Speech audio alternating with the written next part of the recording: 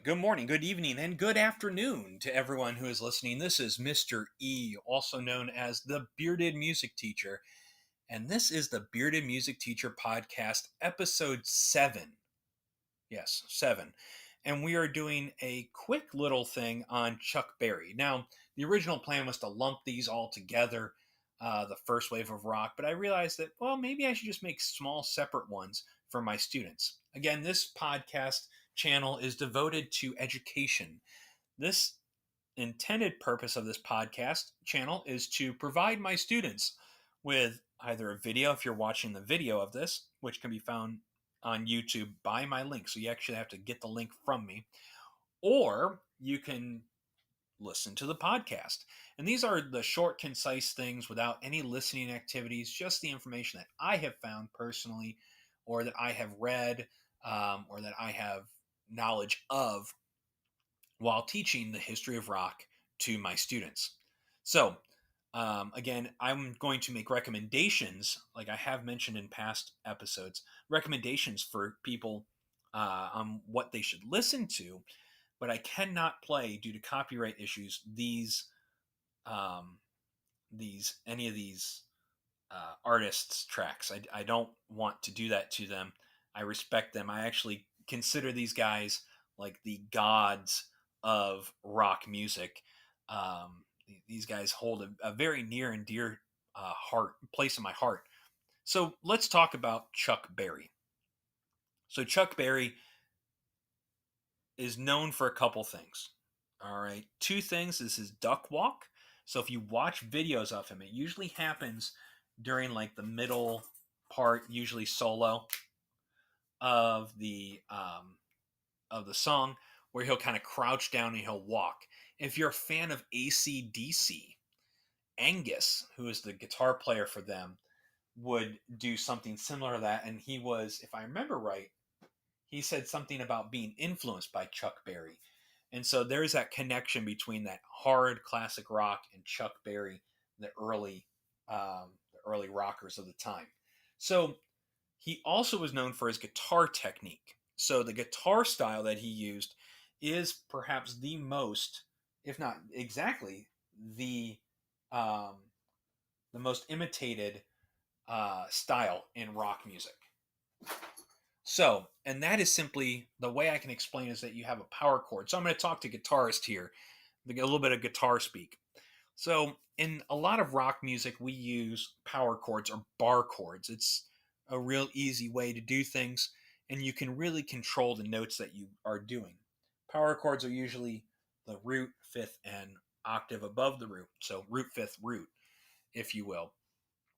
And what he would do is he would play those chords with his pointer finger and middle finger, and his pinky would step out to do this bum bum bum bum bum bum kind of feel to it.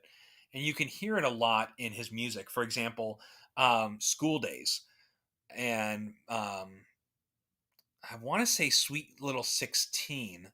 I know Johnny B. Good has it, but Johnny B. Good actually has a tie to Back to the Future, but we'll get to that in a little bit. So let's get down to the facts here.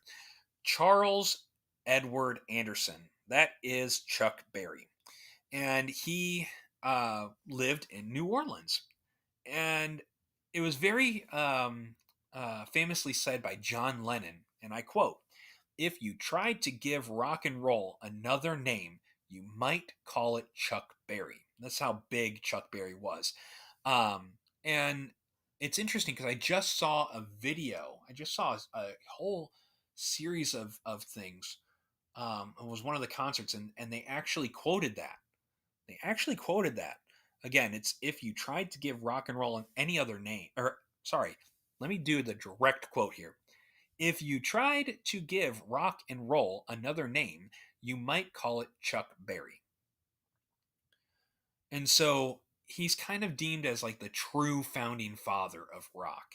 Um, but this was said at like the beginning as like an introduction of this concert, and I can't remember for the life of me now, as I forgot to put in my notes again.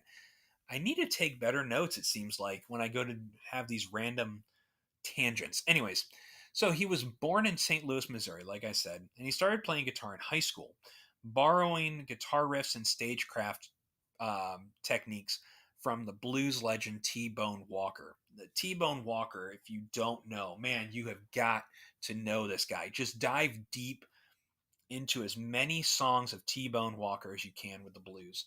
It is absolutely great. So by 1953, he was performing with the local piano player Johnny Johnson's trio. Um, and he actually had a long time standing collaboration. As a matter of fact, or at least there was, a big dispute between Chuck Berry actually having a co-writer or an underwriter, um, because Johnson actually went back and disputed a lot of the songs that they wrote.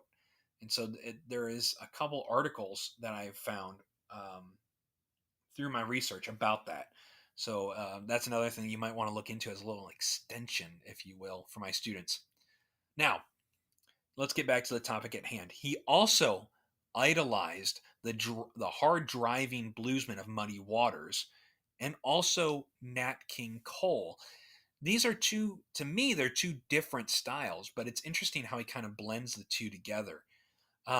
Muddy Waters, he actually ends up meeting at Chess Records. So in 1955, Berry traveled from St. Louis up to Chicago, where he actually met Muddy Waters at Chess Records Studio. And there's like a little story, I can't remember if it's exactly true or what. I could be confusing actually with another artist, but he actually came across Muddy Waters doing work around the Chess Records Studio, like manual labor. But anyways, so Chuck Berry released his first single, Maybelline. That is one that you have to try, that you have to check out, because it was based on the song Ida Red by Bob Willis.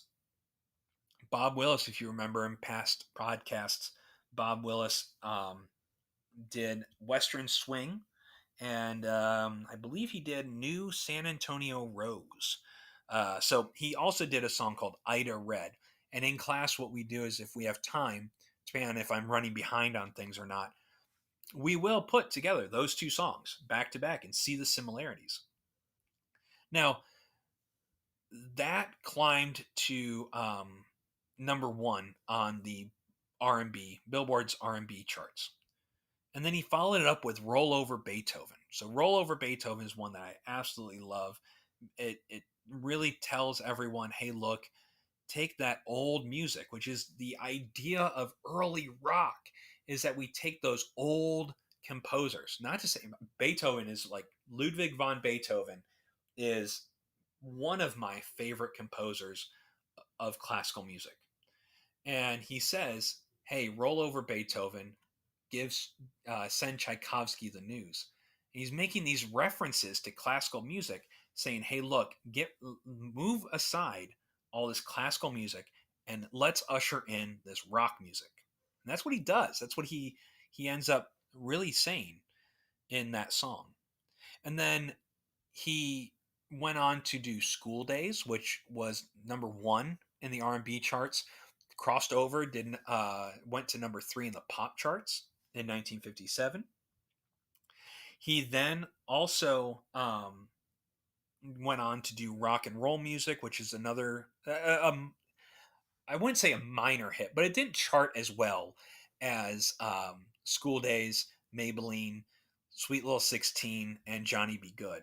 That's something that is debatable. Rock and roll music is good, but it's not as good as the ones I listed. Now, the fortunes of his contemporaries started to decline. Meaning, what I mean by that, because I realize I just said something that some listeners may go, "Huh, what?" While as we go on through his career, a lot of the first wave of rockers start to fall off, and he actually saw a boost when the Beatles and the Rolling Stones openly acknowledged his influence and covered his songs. Um, there was a huge thing where the Beatles and the Rolling Stones went, "Look, yeah, if it wasn't for Chuck Berry, we wouldn't be here." The Rolling Stones, there's actually an interesting story when we talk about the Rolling Stones between Keith Richards and Chuck Berry. And Chuck Berry actually hits him right square in the mouth for touching his guitar. And that's he actually said, Keith Richards actually shared that on one of the late night talk shows. But, anyways, the Beach Boys did a song, Surfing USA, that closely resembled Chuck Berry's Sweet Little 16. Um, and he sued. Barry sued, if I remember correctly, and he actually won. And when they have some extra time, when we talk about legalities in music, the copyrights and things like that, this is one of the ones I bring out is Surfing USA and Sweet Little 16. That's something that he really does have a good case for. But, anyways, in 1972, he ended up writing a novelty song that was uh, that went to number one as a single, and that was really kind of the end of it. In 1972, it kind of fell kind of down. Um, he did record um, some new material, but then he kind of just regularly performed well into his 80s. Um, and then in 1986, he was inducted into the Rock and Roll Hall of Fame. So, again, some of the things that you need to be aware of: Maybelline, compare that with Ida Red. I would listen to those things back to back. Check out Roll Over Beethoven. Excellent.